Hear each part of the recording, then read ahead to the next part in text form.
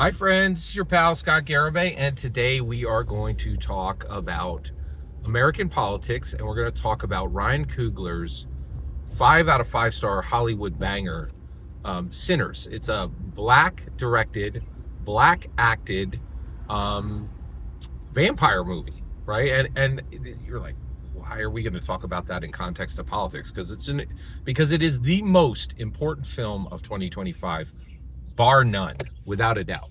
And so we're going to talk about it. So let's dig in. All right. So, by the way, spoilers for Sinner in this content. Okay.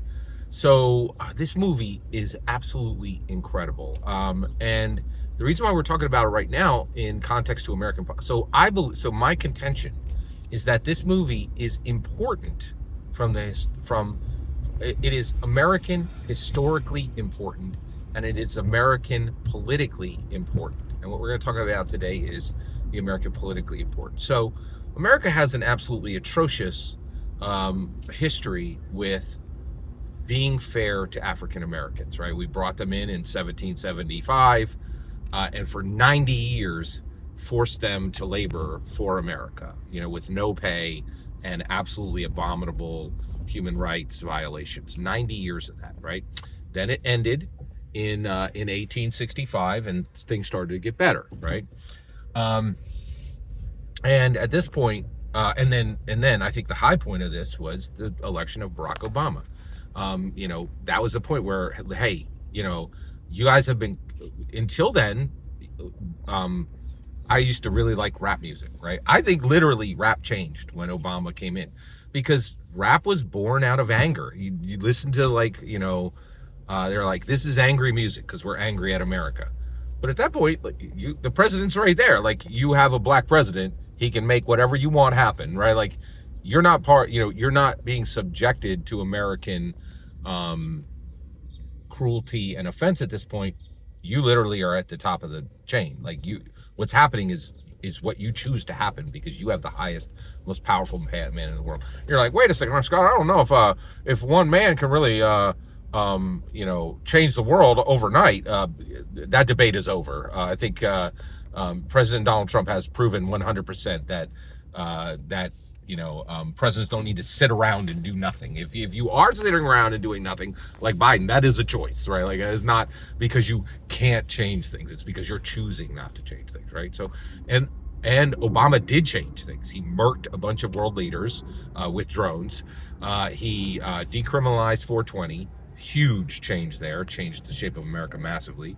And he said LGBTQ, love is love is love. You guys get to get married. Massive change in American culture. Like, he really changed the world, right? And then what did he do about the police? Nothing, right? He was like, the police are fine. Keep them the way they are. And like, at that point, does rap music work anymore? Like, if you're angry, why? Like, you had a chance to change it, right? Like, so it's pretty incredible. Like, we have but we have this terrible history of America interacting with African Americans, right?